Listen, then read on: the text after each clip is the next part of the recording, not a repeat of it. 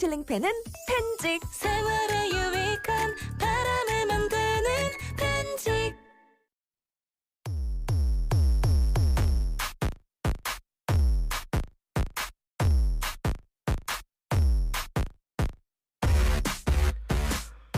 신율의 뉴스 정면 승부 3부 시작하겠습니다. 매일 3부 오늘 하루에 있었던 가장 중요한 뉴스들 여러분들께 차곡차곡 정리해드리는 정면 브리핑 시간인데요.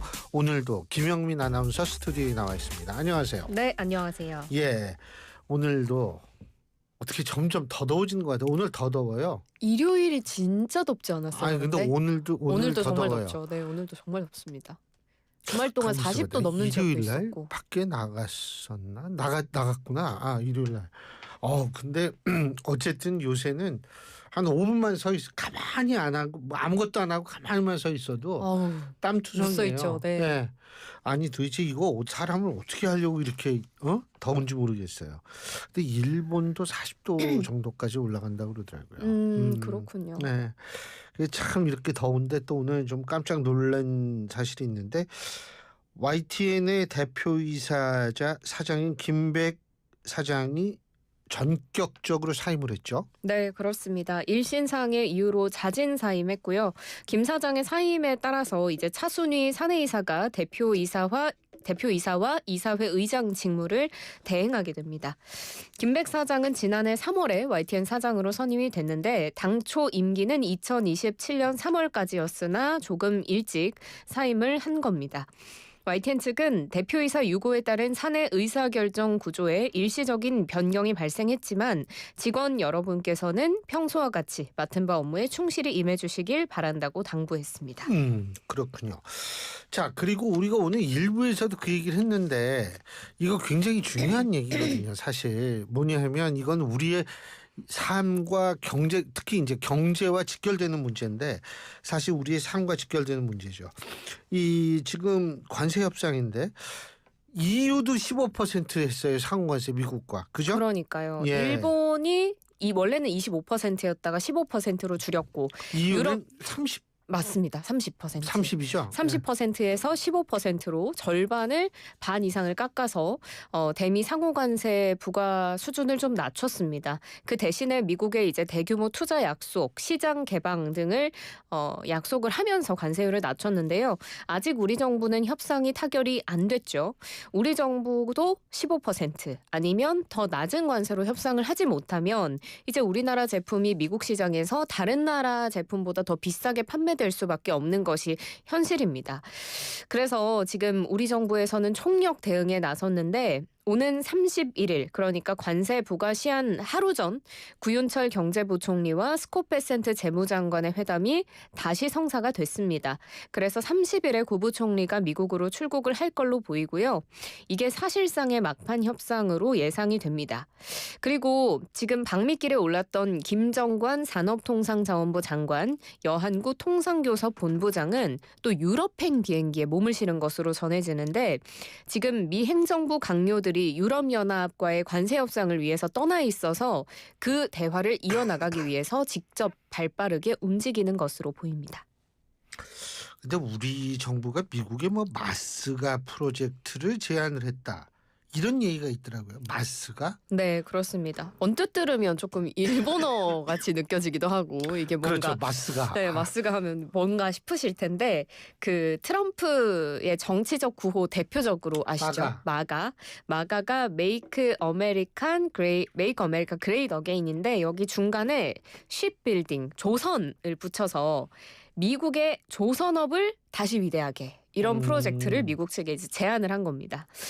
김정관 산업통상자원부 장관이 현지 시간 지난 25일에 하워드 러트닉 장관 자택에서 이제 한미 산업장관 협상을 진행했는데 이때 마스가 프로젝트를 핵심으로 한 우리 정부 차원의 한미 조선산업 협력 구상을 전한 것으로 알려지고요. 그리고 이 미국 측에 수백억 달러, 우리 돈으로 수십조 원에 달하는 금액을 구체적으로 제안을 하면서 한국 민간 조선사들의 대규모 미국 현지 투자 그리고 이를 뒷받침할 만한 대출과 보증 등 금융 지원까지도 포괄하는 패키지를 제안한 것으로 전해집니다. 러트닉 장관도 우리 측의 제안에 굉장히 만족스러워하면서 좀 긍정적인 반응을 보인 것으로 전해지는데 이 조선업을 카드로 갖고 우리 정부가 협상에 임하고 있는 것 같습니다. 뭐 다 좋죠. 근데 이제 당연히 우리가 15% 최대 15%를 지켜내야만 이게요. 딴 나라 15% 했다고 그래가지고 15% 이거 오케이 되는 그러니까 15%가 아니고 제가 앞서 일부에도 말씀을 드렸지만 한국경제인협회가 지난 7월 11일 날 보고서를 낸 게 있는데 여기에서 그 150개 회사 정도의 설문을 했는데 그중에서 92%가 15% 넘으면 지탱하기 힘들다. 이렇게 나왔다는 겁니다. 그렇다면 이게 15% 넘게 됐을 때는 굉장히 좀 우리 경제의 타격이 이게 단순히 수치로 0.4%포인트 GDP에 우리나라 총 GDP 0.4%포인트 영향을 준다. 이런 측면 떠나서 그래서 저는 글쎄요. 이렇게 하는 것도 물론 중요하지만 지금 현재 미국이 뭘 원하는지를 정확히 파악하는 게 가장 외교에 있어서 이 기본이거든요. 네. 우리의 입장을 얘기하는 것도 물론 중요하지만 그건 사실 그렇게 중요하지 않아요. 상대가 무엇을 바라는가를 하고서 거기에 어떻게 대응하는가 하는 전략인데 지금 유럽연합 같은 경우에도 일본이 5,500억 불인가 뭐 그렇게 했죠.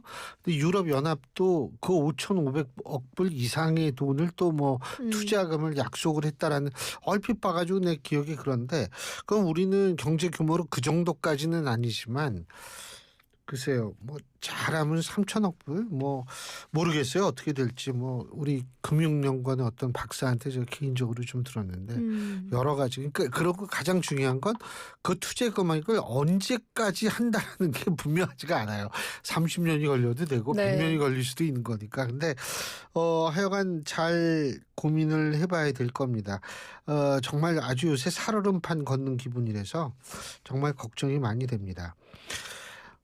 그리고 앞서 일부에서도 잠깐 이런 얘기가 나왔었는데 북한 노동당 부부장이죠. 김여정이가 담화를 발표를 했는데 우리와 관계 개선 의지가 없다 이런 내용이었죠. 네, 그렇습니다. 지금 이재명 정부, 우리 정부에 대한 공식 입장을 북한이 또 정부 출범 이후에 처음으로 발표한 건데요. 김여정 노동당 부부장의 명의였고요. 담화의 제목은 조한 관계는 동족이라는 개념의 시간대를 완전히 벗어났다였습니다.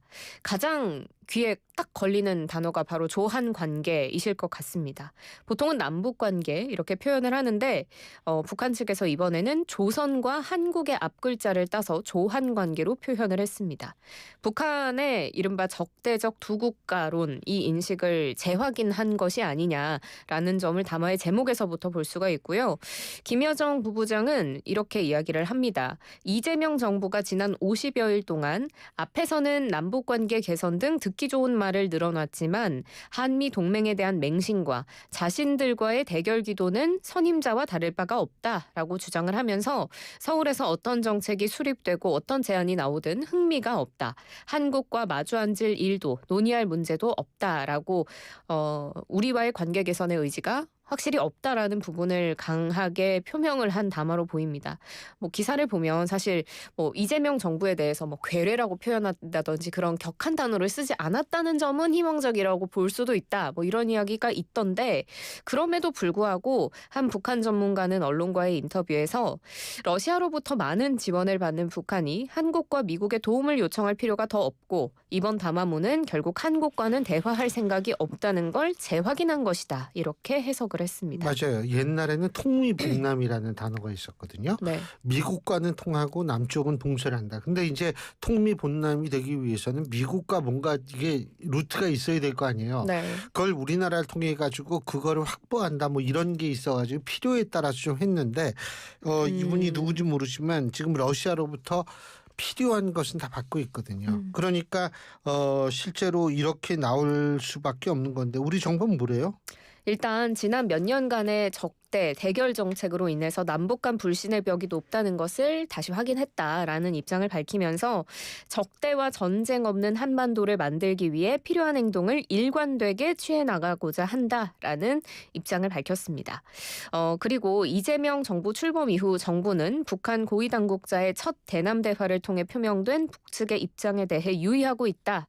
싸울 필요가 없는 상태인 평화 정착은 이재명 정부의 확고한 철학이다라고 밝혔습니다. 물론 굉장히 이 부분 중요하죠. 싸울 필요가 없는 상태의 평화 정착이 굉장히 중요한데 그런데 글쎄요. 뭐 제가 볼 때는 이 싸울 필요가 없다라고 얘기를 하는 거는 어떤 의미일지가 중요하거든요.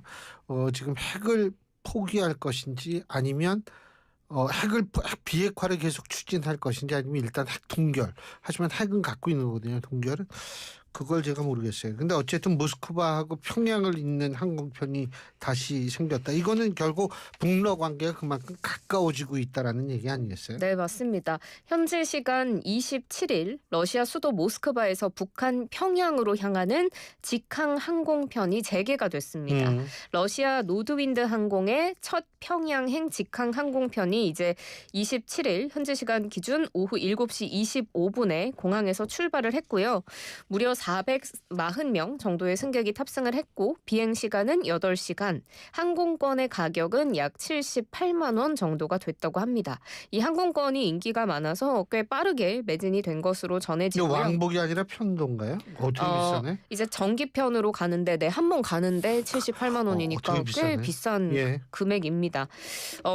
이 AP통신에서 해석이 나왔는데요. 모스크바와 평양 간의 직항편 운항은 러시아와 북한 사이에 점점 더 긴밀해진 관계를 반영하는 조치다라고 이야기를 했고요. 그동안 북한은 고려항공이 러시아 동부 항구 도시인 블라디보스토크와 평양을 잇는 정기 항공편을 주 3회 운항해 왔지만 양국의 수도를 잇는 정기 직항편 운항이 재개된 건 1992년 11월에 중단된 이후에 33년 만의 일입니다.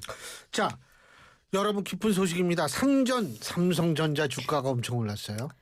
제가 그 몇십 % 마이너스에서 열심히 버텨서 지금 뭐 거의 거의 이제 거의 제로로 다시 돌아온 정도가 되는. 그 기다리는 자에게 복이 있나니. 오늘 좀 그래요. 기분이 좋더라고요. 예. 삼성전자 주가가 전 거래일 대비 오늘 무려 6.8% 급등을 하면서 예. 7만 400원에 거래를 마쳤습니다. 장중에 7만 원대를 찍은 게 지난해 9월 5일 이후니까 거의 한 1년여 만이고요. 큰 호재가 있었기 때문에 사실 명확하게 이렇게 주가가 좀 올랐는데요. 삼성전자가 이제 공시를 한 내용을 보면 22조 7,648억 원 규모의 반도체 파운드리 공급을 글로벌 대형 기업과 체결했다. 이런 공시를 오늘 오전에 내놨습니다. 예. 이게 상당한 규모입니다. 작년 삼성전자 총 매출액 300조 8,709억 원에 무려 7.6%에 해당하는 규모고 예. 계약 기간도 길고 삼성전자 반도체 부문에서 단일 고객 기준으로 최대급 계약입니다. 처음에는 그냥 공시됐을 때는 어떤 회사인지 안 나왔거든요. 그러고 이제 또 몇 시간 있다가 블룸버그 통신이 보도를 낸 겁니다. 익명의 업계 관계자를 인용해서 이 파운드리 계약을 따낸 업체가 바로 테슬라다라고 밝힌 겁니다. 그러고 나서 일론 머스크 CEO가 직접 또 자신의 소셜미디어를 통해서 밝혔습니다. 자사의 차세대 AI6 칩은 삼성전자가 공급하기로 했다고 밝히면서 지금 공개된 계약액은 최소액이라고 밝히면서 더 이보다 몇 배는 많을 것이다 라고 밝히기도 했습니다. 야, 뭐 좀 어떻게 좀 풀렸으면 좋겠네요. 그러니까요. 예. 그래요. 그래야지 또 김영민 아나운서도 아니요. 좋고. 전 몇 개 없습니다. 그래도 예. 수고하셨어요. 고맙습니다. 예, 김영민 아나운서였습니다. 춤과 노래를 즐기는 장수마을 가고시마의 100세 어르신들. 건강 비법은 흑초. 100세 시대. 골골백세냐 생생백세냐는 지금 결정됩니다. 늦기 전에 샘표 흑초하세요. 매일매일 흑초 습관. 샘표 흑초 100년 동안. 서울 거주 외국인 주민 수 약 44만 명 시대. 다양한 언어, 인종, 문화를 가진 외국인과 내국인이 함께 만들어가는 도시 서울. 글로벌 인재가 모여들고 전 세계와 함께 성장해가는 모자이크 같은 글로벌 도시 미래서울은 서울 거주 외국인들을 위해 준비되어 있습니다. 서울살이를 꿈꾸는 많은 외국인과 유학생을 위해 인재 유치, 다문화 정책, 도시 외교, 개발 협력까지 서울시가 동행하겠습니다. 이 캠페인은 동행매력특별시 서울시 글로벌 도시 정책관과 함께합니다.